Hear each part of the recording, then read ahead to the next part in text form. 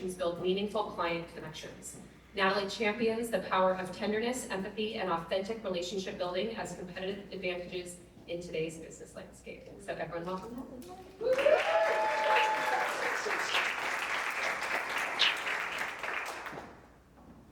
So first things first, on the prompt of the morning, so definitely soft pretzel at next level. So I'm preferably an Ani's pretzel person. I don't really like Wetzel's pretzels so much. Any Ani people in here? Okay, thank you, I found my people. So yeah, good morning. Oh my gosh, I am just so honored. To the first timers, to my friends in the front, thank you. I would be like not a good human being if I didn't take the moment to ask someone that's in the front wearing an orange sweater to stand up. This is Amanda lady, and I am here today because Amanda did exactly what Ollie said. She brought a friend. I was that friend about a year ago, and now a year later I'm here. So everyone give one good clap for Amanda. I'm usually a fan of the one clap. But I have my other friend Sharon in front, and you are all my friends. So just know I collect friends wherever I go. So we're all friends now. So if I come up to you and say, hey friend, the appropriate answer is hey friend. But I am passionate about customer service, engagement, and culture because in my career, in my day job currently, in my consulting firm, that is what drives business. So when Molly gave me the theme of soft, I was like, how can I talk about soft? Full transparency, get a theme to speak about, it will test you. I had to practice being very soft as I'm getting out the car, schlepping my stuff, and my fifth grader is calling me from school, and so I answer, right, because it says like her school name on the phone, and she's like almost to tears. Mom, I don't have my $5 for the school dance. Like, really? I'm about to speak. I practice softness. So this is a work in progress. But the world celebrates the loudest voice, the sharpest edge, and the hardest push, right? Usually in business. Do we agree? Yeah. You agree? Okay, got some agreement. But I want to talk about softness. Because for me, softness has been revolutionary, and I want to talk about it. And it's not weakness, it's power. It's the kind of power that builds bridges instead of walls, creates spaces instead of taking it, and transforms relationships from transactions to actual relational connections. So I want to get capital R-E-A-L and talk about the quiet, dare I say quiet, power of softness. All right, so October 29th, coming up, I will be 45. Woo! I say that with much joy. I think I look pretty good for 45. You agree? Yeah. Appreciate. You know, we're gonna have fun here. We're gonna engage. This is a dialogue. This is a conversation. I'm not speaking at you. I'm talking with you. We're conversing. I'm just doing a little bit more of the talking, but then you're gonna respond and we're gonna have a dialogue. And so, in terms of softness, for the better part of my mid-teens to late teens, I was pretty hard. I wasn't hard externally, like you didn't encounter me and I was rough and, like a brick. But internally, I was incredibly hard on myself. I was incredibly hard with others in how I viewed situations or people. And that kind of set a path where when I got to my 20s, I was pretty broken. Isolations crept in, and I was surrounded by people, but literally, utterly feeling empty. Performing in strength while crumbling inside, I finally shattered. I surrendered. And I surrendered because I heard a voice, and it said, you don't have to be strong, I already am. And Christ's love met me in the mess with love, softness. Not performative, not because of what I did or what I was going to do, but because I was good enough right where I was at that moment. perfect, unchanging, asking nothing about my honesty. I needed to be real. And for me, God wanted me to be real. And that was foreign, because when you're like hard and judgmental, you kind of put up a facade, right? I don't know if you know someone like this where you're acting jovial, you're acting connected, but you're really not. You're acting like you like people and you really don't. But you know, something in me just exhaled. Softness with others is when you stop being at war with yourself. Stop being at war with yourself. And then you find out that you're not in war with anyone else. Softness is, as a parent this morning, answering that call and thinking something was wrong and realizing, but to my daughter not having that $5, like everything was wrong, right? And so, you know, that is the softness that I want to talk about, and that's kind of the awakening and the birthing of this soft era, as they call it, right? That's a thing. Everyone's talking about a soft era, which is like pampered life, not working as hard, traveling, doing all the things, right? But I'm talking about softness in how we connect and how we engage. I'm sorry, I thought I was speaking up. All right, is that old? Yeah, it's better. Jeez. Okay, let's start over. No. Time's ticking, okay? So, patience as a framework. For me, patience is strategy, plus understanding as intelligence. And that is what I call the softness principle. So first thing we gotta do is let's destroy the myth. Let's destroy the myth that our culture mistakes speed for progress, that we worship urgency, we worship instant replies, immediate results. That creates pressure, but not always commitment. So here's what I learned. Patience isn't passive, it's a strategic presence. It's called playing the long game. All right, some more personal share. So, as a part of my career trajectory, I'm still on it. I want to retire so bad one day. Not today, not tomorrow, not next year, but it's coming. I know it's coming. I was a vice president of resident engagement and experience, overseeing 30 plus communities. And as a part of that, I inherited a culinary department. And it was led by a very seasoned individual who had been a culinary chef and all the things for many, many years. His initial resistance to me was palpable, because here I was, this new vice president coming in, right? And I was over his domain. Am I a chef? No, I do cook pretty well. I cook well, but definitely not chef material. Not the way that he was. But the resistance was palpable. And you know what? He had every reason to be skeptical. An example, he did inventory. I asked for it on a certain date and time. It was late. I said, okay, for these 30 plus communities, we need to get all the, culinary menus together. It was late. I could have absolutely doubled down in my role, which would have been right, and say, hey, you know what? You're not meeting what I need you to meet. What is the problem? I could have handled it many different ways. I decided to have some patience.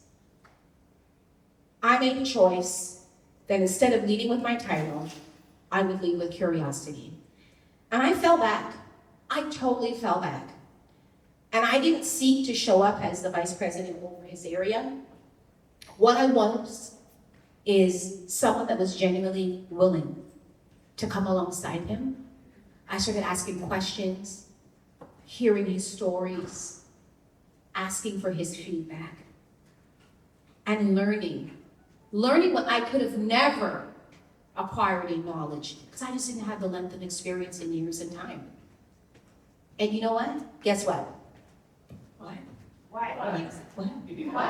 Woo! But guys, we built such a beautiful relationship.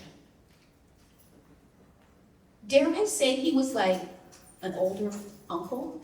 Could have certainly been my dad. And we built this beautiful experience. And we became the best of friends. And we re-envisioned culinary experiences for our communities. And our engagement scores, and our satisfaction scores for the people that were paying to live in the community went through the roof. All because I decided to be soft. For me, I don't know what you think, but for me, I know. I decided to be soft. I decided to fall back, to learn, to listen, to partner, to engage, and allowed the best of him to shine. And his shine made me shine. It wasn't weakness, but it was the strategic softness that I think really broke through and created something beautiful. Understanding as intelligence. So everyone talks about empathy, and empathy does have its place. Absolutely, absolutely. But for me, understanding is different. Empathy says I feel you. Understanding for me says I see the system you're navigating, the pressures you're under, and the aspirations you're reaching for. Empathy connects on an emotional level, but understanding connects emotionally, but also contextually. Understanding sees the architecture of someone's situation, not how they feel only, but why they feel that way, given everything that they're working within. So when you're understanding someone, you're not just mirroring their emotions, you're mapping. For me as a leader, mapping the constraints they're operating under. For me as a consulting agent coming in, mapping the constraints that the business is operating under. Their competing priorities that they're trying to balance. The goals they're trying to reach. The systems, whether it be organizational, social, personal, that shape what they're going through. The business case for softness. We've gone through the two pieces and now we've landed on the real deal. So the business case for softness is simple. The softness principle. In an era that glorifies decisive leadership and rapid transformation, there's a counterintuitive truth. Softness is a competitive advantage. The softness principle isn't about being weak, it's about being wise. It's about the strategic practice of leading with humility, curiosity, and respect before authority. It's choosing to listen before speaking, to learn before changing, and to honor existing expertise before imposing new vision. And softness is powerful because it's contagious, right? Like if I come to you all soft and all engaged and all like ask you a whole bunch of questions, it's pretty hard for you to meet me with resistance. And if you meet with resistance, you're gonna eventually say, hey, what's wrong with her? Like something's going on. Is she really like that? Absolutely, yes I am. Yes I am. Maya Angelou, famous quote that we love, and I love it, and I'm gonna read it here. It says, people will forget what you said, people will forget what you did, but people never forget how you made them feel. Everyone loves to quote because it's rooted in truth, right? Every interaction creates culture. I'm creating a culture with you right now in the way that I'm engaging. I hope it's a good one. I think it is. But every interaction is building a culture, which is a lens and a framework that when you walk away from that engagement in that person, when they recall you in their memory, they're going to recall you in a certain way. And a lot of times how they recall you is based on the engagement that you had with them. Sometimes it's something that you wore, right? I always love a statement piece. So you'll always see me in pearls. I'm a pearl girl lady. But every interaction creates culture. And the question isn't whether you're making it, you are. So the question then becomes, what kind of culture are you creating? And it matters because psychological safety drives everything valuable. Softness creates safety. And when you have it, it accelerates everything. Decisions happen faster, feedback is more honest, problems get solved sooner. All right, more personal share. You guys ready? Yeah. Softness in your relationships. So for me, like, softness is a framework, and I think Amanda, who is a colleague of mine, could attest. Like, I definitely show up this way at work, leading in, elevating, no matter what the role that I'm playing in a particular contract. Definitely trying to always show up soft and pliable and moldable. But it's not just a leadership strategy. For me, it's like a life philosophy. It's how I show up. Try to show up, because remember, we're on a journey. Every day's not perfect. How I show up with the people I love, the people I'm building with, even strangers that I meet in the moment. As a partner in life, softness means choosing understanding over being right, listening to the hurt beneath the words, and remembering that love is a verb that requires tenderness, even in conflict. As parents, as this morning showed me, it's being present and realizing that my daughter's crisis at the moment is really my crisis. And even though it becomes trivial and perhaps a little annoying to me, as I told her, like, do you want to go speak? Like, go to school. But for her, right, not having that $5 means, oh my gosh, am I gonna get into the dance and I have a whole outfit, like my friends are gonna be there, I'm not gonna get pizza, and then mom, I need money to buy snacks, and it goes on and on and on and on. So as a parent, it's honoring that her feelings are valid. For my daughter, if you have kids, honoring your children's feelings, your child's feeling, understanding that how we respond as parents in the worst moments for them shapes who they become. As daughters and sons, it's extending grace to imperfect people, the imperfect people who raised us, because no one is perfect, right? No one is perfect. Recognizing their humanity and offering patience that we once needed from them, giving it back to them. As brothers and sisters, taking the moment to still show up, being a safe place to land, the one who remembers who they were before life might have built them up or broke them down. As grandchildren, grandparents, it's getting a chance to reinvent, and maybe the things that you did that you didn't like when you were raising your children, you can retool and show up differently in a way that honors and suits you now, that makes you feel good now, right? I'm just saying, I'm not a grandparent, not yet, thank God. My son's 26, but no grandkids yet. But, it's for me, I watch my parents as grandparents, and that's absolutely what they're doing. And then lastly, softness with yourself. You can't pour from an empty vessel. Softness with yourself means speaking to yourself the way you speak to someone you love, you really, really love. Honoring your limits as wisdom, not weakness. Rest isn't lazy. Boundaries aren't selfish. Saying I need help is self-awareness. And forgiving yourself sometimes for being human. And lastly, always celebrating the small wins. All right, so softness with myself, because I believe in transparency, right? And if I'm going to talk about something, I look for how it resonates in my life. And so this past April, I had a cardiac episode. And I had that episode because of the perfect storm of things. I'm O negative, blood donor, so they hit me up all the time.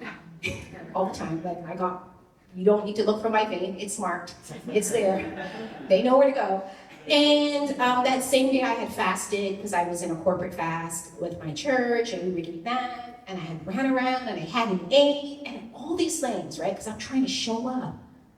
I passed out at home. Thank goodness my husband was home. And it resulted in a 3-day stay at Hotel du Sutter. I'm also Canadian, so that was my attempt at a French accent. And I'm just wrapping up. And 3 days I spent on my back because I was showing up for my community. That's great. It's giving my energy. Also great. Literally giving my blood. But in that moment, I wasn't being soft and listening and being aware of what I needed. So it wasn't a cardiac event. For me, it was another reckoning. Because remember, I'm on the softest journey. I haven't arrived yet. So officially, thank you. But Remember I started with we're all friends, right? Hi, friends. Hi, friends. Yes, we're friends. They gave the right answer. Because if you don't answer back friend, then I know that I haven't won you over and I'm gonna try a little harder. But based on like this theme, like everything kind of came full circle, and I am going to turn this over. So after my cardiac event, American Heart Association had reached out to me. Kind of like there's no coincidences, right? I say God has the greatest sense of humor. Because like after a cardiac event, why would the American Heart Association randomly search me down on LinkedIn and reach out to me? And I thought it was spam. I was like, okay. But yes, it was real. And they have asked me to be a woman of impact for Sacramento for their 2026 Go Red campaign. And so Go Red Day is February the 9th, I believe. Don't quote me. But it's out there, it's public knowledge. You can look it up, Google. And so it's a little bit early, but I was like, I have a captive audience. Yes. So this QR code just says, scan to join my team. Because I believe I'm a woman of impact because I'm surrounded by people of impact. And each one of you guys that are here are of impact now in my life. Because I'll never forget that a whole room of strangers, two of whom I know, the rest strangers, but friends now, showed up for me. And so if you're so inclined, come and partner with me to be also a woman and a man of impact, because I'm only as strong as those around me. When you give me your information, that will allow me to keep you abreast as things launch in the beginning of the year. And it's not about equal gift, it's equal sacrifice. So there's no fundraising expectation. But even if you get the platform out, share what you know about me now, because I've shared too much, I would be ever so grateful. Bless you. Have a fabulous Friday.